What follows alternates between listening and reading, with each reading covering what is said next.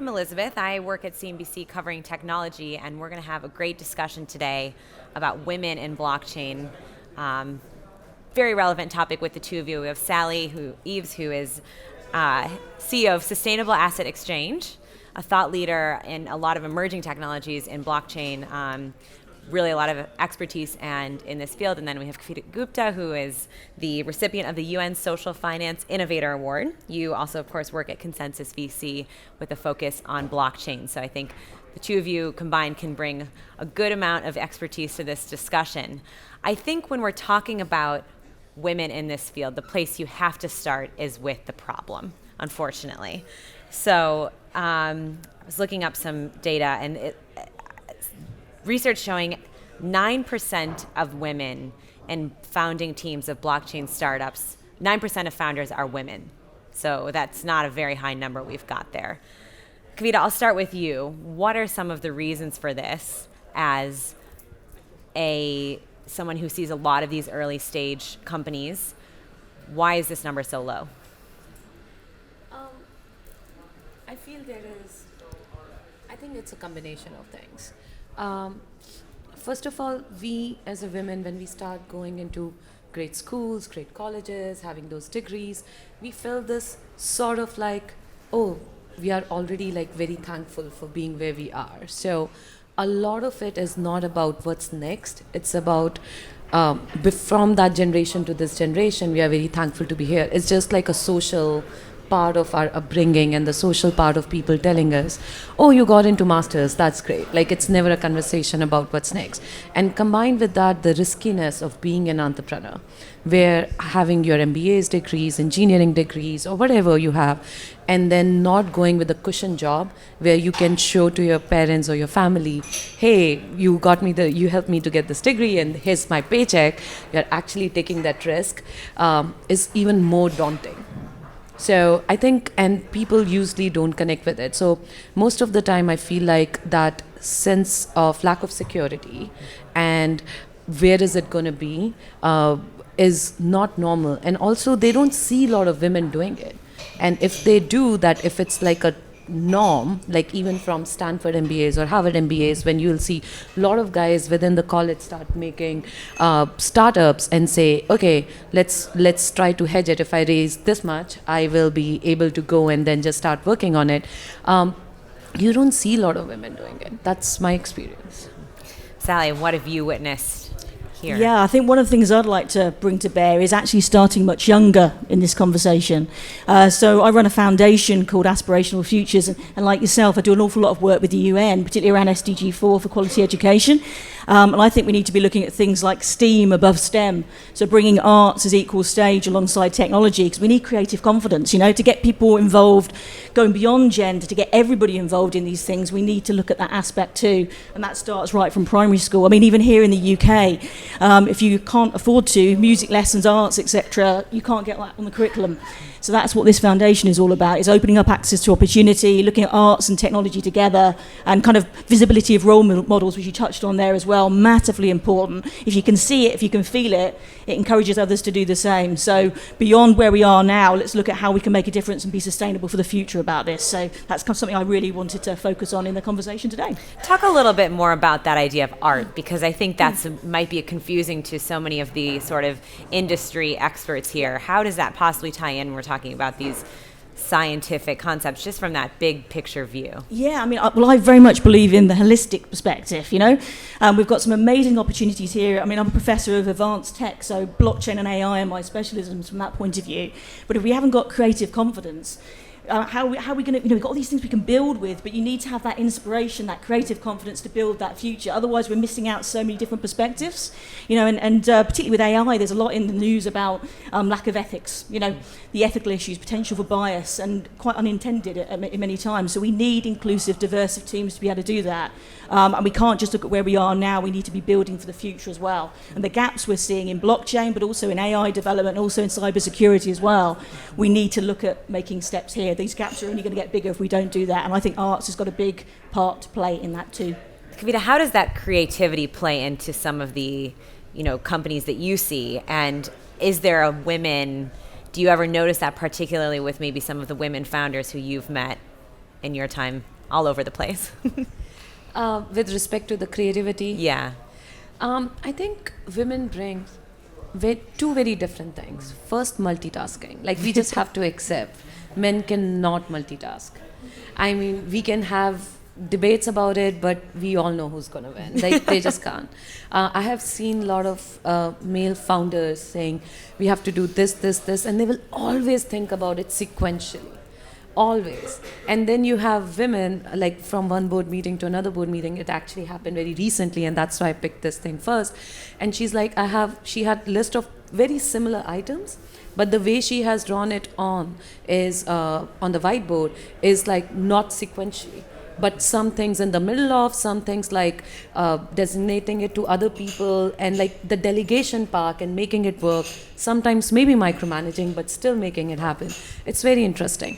And I think the creativity is, there is always this is another, I think, an upbringing thing. Like, if you have to reach somewhere, there is one path, but there could also be 5 other paths. So they think of the straight path, and then they say, okay, if this is not going to work, maybe this, maybe this, maybe this. And you have options right flying out there, which you don't get that quickly with a lot of male founders. And I don't want to bash them, but it's just like, I'm just talking about the brain system or how society actually schools you to be there.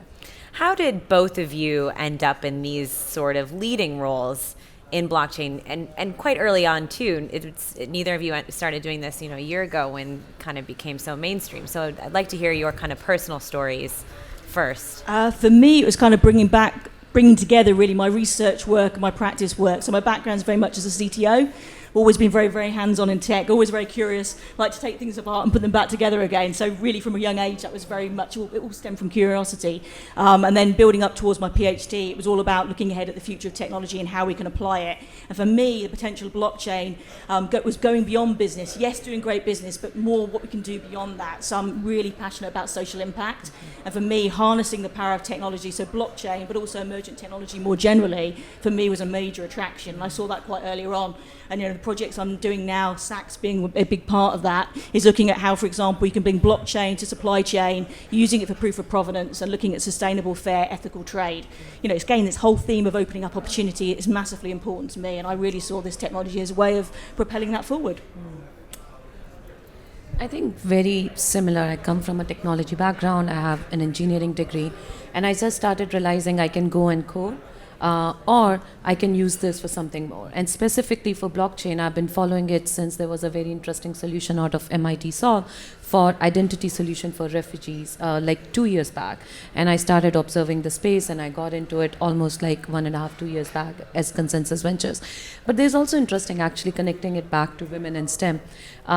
I remember all the way back in 98, 99 when I was getting into the technology space, one of the reasons my grandmother gave for not to go into the technology space, saying there's only 2 women in the whole class, so we are not comfortable with this. And I'm like, that's cool, I'm different. So I think it's a very interesting perspective, and I always tell people, women or diversity or anything, I'm like, if you are different, that doesn't mean wrong or bad.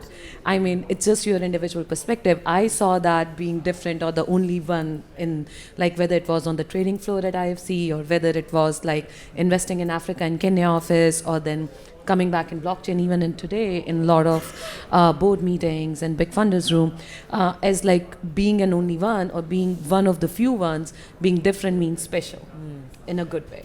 How do you get that confidence, and what are some of the challenges that you face maybe day to day? I know when we talked ahead of this, there were certain examples that sort of stuck with you, and perhaps you could share a few of those, both of you. I would just continue on this. I think, what is the other option? Like, I could feel bad, and then if I'll feel bad, I'm going to mess it up, and I'm not going to be part of this. If I want to be here, then I deserve to be there. I didn't go there because I knew somebody or something. It's there because of my work. And if I look different, but my work is same, I'm just special. So, I mean, you just have to have that confidence, and what's wrong in having that confidence? And if somebody makes me feel different, then it's his problem, not mine. So that person has to deal with it. I'm going to continue to do my thing. Absolutely, I couldn't agree with that more. And it's all about being authentic at the end of the day. And if you've got purpose in what you're doing, that really drives you. I mean, it's driven everything that I've ever done. And there are circumstances. I mean, there's been a few events that we talked about this on the phone a little bit that have been in quite interesting context, let's just say. And I was asked to do a diversity event in a strip club, as an example, which was an interesting one. So there are things that you come across that are. How would that? Where does that idea even come from? It just doesn't make sense. So there are occasions like that, but at the end of the day, if you believe in what you're doing, you go out there, you channel all your positive energy, and I'm very much on the positive side of things, rather than dwell on what's wrong at the moment. Let's look at pragmatic ways to make things better. Let's go out there, be purposeful, drive forward what we're doing, and I think then you can build a real contagion effect and get other people passionate and involved and kind of join on that journey. So I totally agree with you. It's all about going out there, doing it, and if something's not quite right, there's ways to get around that, and you have to do it by example, I think. But sometimes you have to find the balance. I think we talked about this. Sometimes you call it out, and sometimes you're like, yeah, whatever. So you just brush it off, right? I remember there was a time which I shared with you earlier on the call. I was in Africa, and I was in this really high-profile, some minister meeting. I can't call it out. And I was very young, and I was, I think, 22 and a half, 23. I was on behalf of World Bank. I was like closing a very big investment deal, and my senior manager couldn't come, but he gave me like all the power to write $100 million check if everything checks in on the diligence. And I kept on sitting on that meeting after meeting 2-3 times, and the minister won't look at me. He just would not look at me. He would not answer, and he would look at my assistant, white young guy, and he would answer him. Every question I'll ask him, he'll look at him and answer. So the first meeting, I thought maybe he has some eye issue or something, and I shouldn't call it out. And then the second meeting, I felt like, no, he's looking in everyone's eye but me.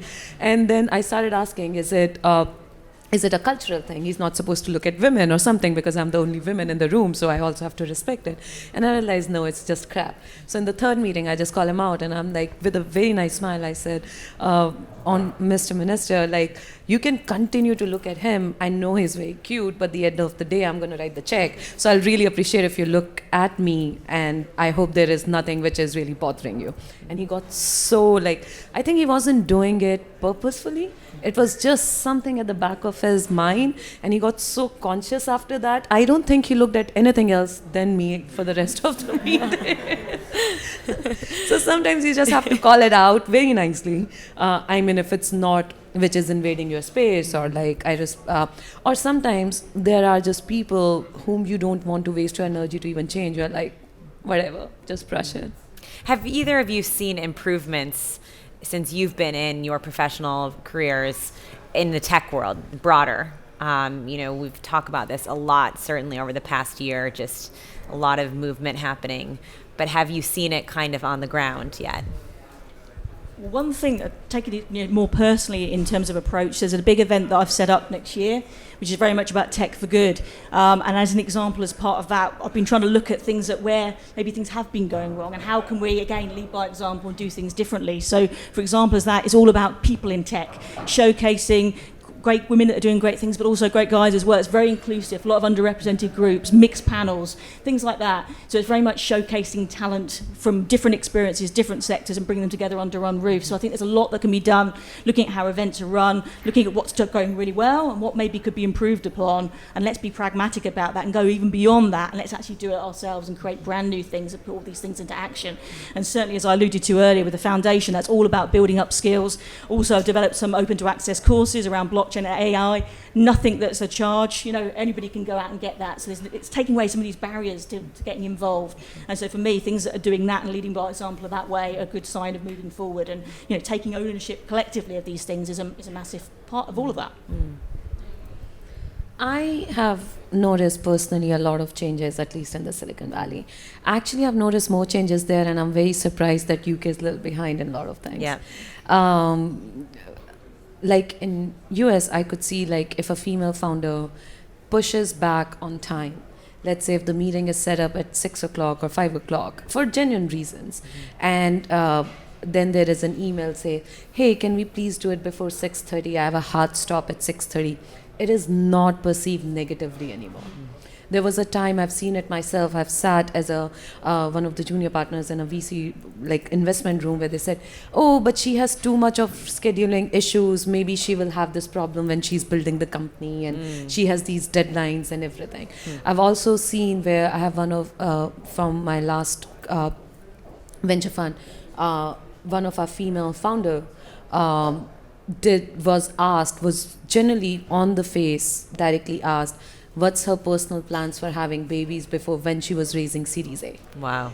And so I think a lot of those things are, if not completely out of the mind, but are like put in a way more nicer manner, changed, the thought process has changed. And also I've seen that people have started realizing that there are certain things which they didn't realize were making people uncomfortable or women uncomfortable. So they've at least started paying attention to it consciously.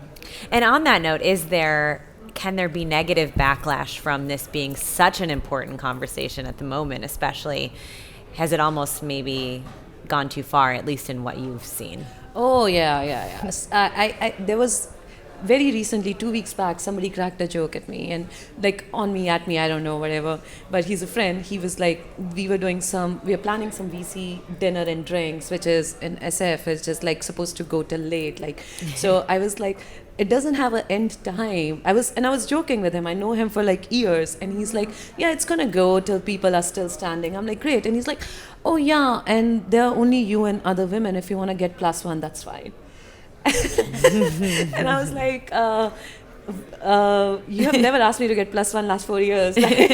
All of a sudden. And he's like, yeah, if whatever makes you comfortable. Yeah, yeah.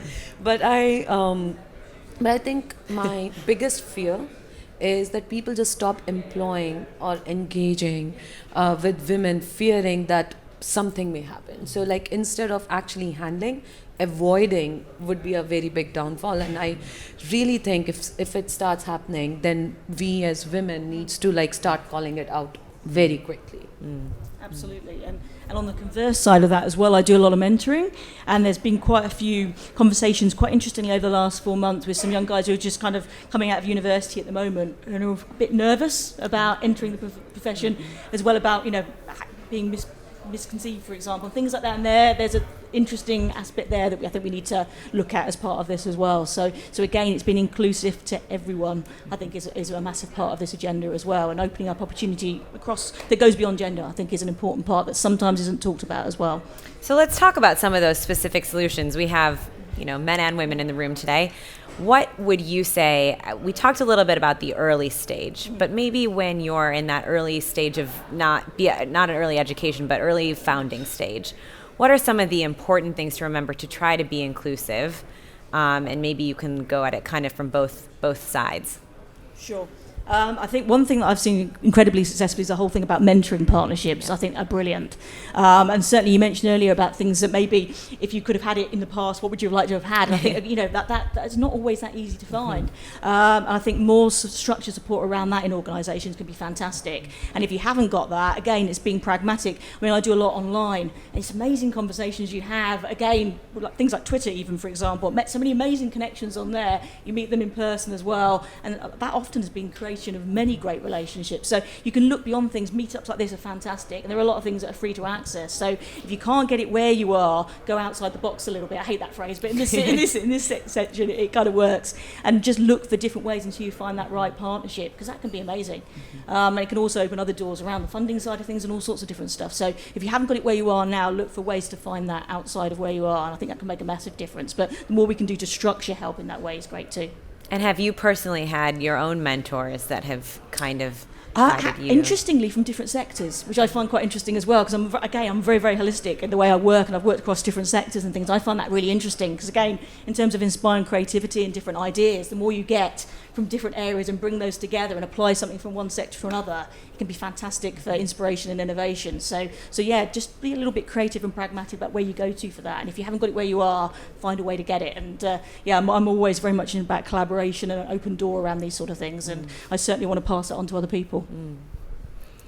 Yeah, I would say don't overthink too many things. I think I've actually come to a point where I've started saying, like, go reach out as you're doing business as usual. 95% of the people out there have no intentions, like they are all not bad. They are doing their own business. VC is also a very responsible business. I don't think anybody will end up actually investing in any company just because they have ulterior motives, right? It's a very costly business. You have to go through a big investment committee. You have to justify the case of investing into somebody. So people are doing their business, and of course there are bad actors, and it's be strong enough to call out a bad actor and say no, but also be smart enough not to judge everything based on having something at the back of the head and be a victim out there. So I always like young women founders when I talk to them, and especially when we have these, so we created this dinner series every month, once a month, where we get like a lot of women founders, a lot of women VCs, successful people, politics here and there, and this is completely off the record, no phones, no pictures, things which we just do when we have like 30-40 people in the room, and we just talk about our experience. It could be when I was 10-year-old, it could be now, and we have this unofficial list of people we just call out. And that is more about you should know, and that's it. Now that person may behave differently towards me and may behave differently towards you, doesn't mean that person we characterize for the rest of the life, but you should have it at the back of your mind. But that doesn't mean every action has to be thought through from that thought process.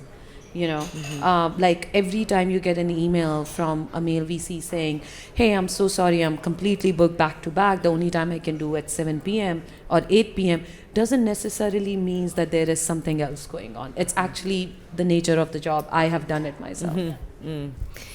Is there a role for policymakers to play in sort of enforcing some of how women should be seen in tech, in whether it's blockchain or any other sort of startup scene? Here in Europe, there's some regulation that women need to be on boards. We've seen some movement towards that, maybe in California, but of course that's a progressive example in the US. Or is this something that companies sort of just need to do on their own and is it sort of more of a natural evolving progression? Well, I think there is a role to play, definitely, but I also think it should be something that's coming from within organisations. Yeah. You know, I think biggest change is better driven from within, so I think that's massively important. And just on that note, there's something, because we touched on the UN right at the beginning of the conversation, so I can only say so much, but there's something particularly exciting and relevant to this that's going to be announced second week of January that I'm co-chairing, and I really would love to be able to say what it is now, but I strictly can't. I got told off, but please keep an eye on that, because it alludes to what you're talking about there very strongly, and it's quite a structured program. It's going to really open up some opportunities, and I think things like that show a great benchmark and a great example, and I think it will be something that a lot of organisations will build upon. So I kind of want to kind of go down that angle. Tease really, there. I think, yeah, it's a little bit of a tease there, yeah, but I think that's particularly exciting, and it takes on board a lot of the themes we're drawing on today. So yeah, I'd like to say that on that one. I personally don't think that there should be a mandatory rule to have women or any diversity point on the board, because then you become a token board member, and even if you have a prolific career and everything, there will always be one or two people who will see in you, you are just there because we didn't have a choice.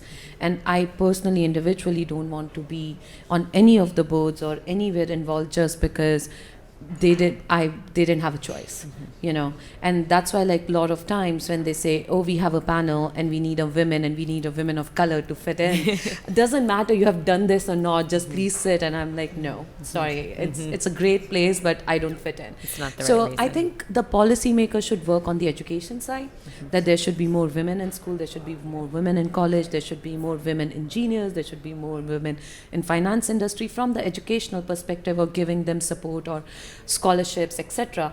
But once you are in a professional space, then it should be your work, and the policy should be more on the thought process of how to educate, that you don't see the sex, you don't see the color, you basically just see your performance, and that's what should be the only reason for you to be somewhere.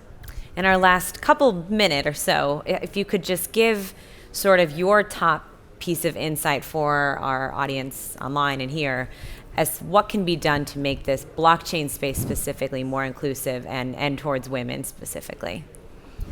Okay, so from my point of view, going back to skills development, I think that's massively important. Opening up access, taking the conversation, we touched on it there, beyond gender, but looking at looking at every group here. There are lots of underrepresented groups, actually, so look, I think we need to look beyond that. I totally agree about not doing things for tokenistic reasons. Excuse the pun when we're talking about blockchain, etc., but it's massively important. Everybody wants their talent recognised, and we also need to, I think, work less in silos sometimes. So rather than having events that are around one specific sector, I think more cross-collaboration is really important too. So yeah, skills development, opening up access, taking away barriers to take part, and the whole thing around mentorship and visibility of role models and being out there, being open, willing to give time is a huge thing. So yeah, we can lead by example in many ways here to make a difference. I always say, even if it's male founders and they are hiring a CTO or a CMO, a female CMO, female CTO, female CEO, they are doing themselves such a big favor. Because you need a different perspective. You need a perspective where somebody comes and questions you and say, hey, by the way, you haven't think through. And if you're just doing all your thought process with your bros, like over a pint or something, you're 100% missing that 5%, which the best brain cannot think of, and you need that a combination and the balance of right and left brain. So please do yourself a favor, find that next most intelligent women who can complement you and make your company a real $1 billion company. Thank you both so much for this discussion today.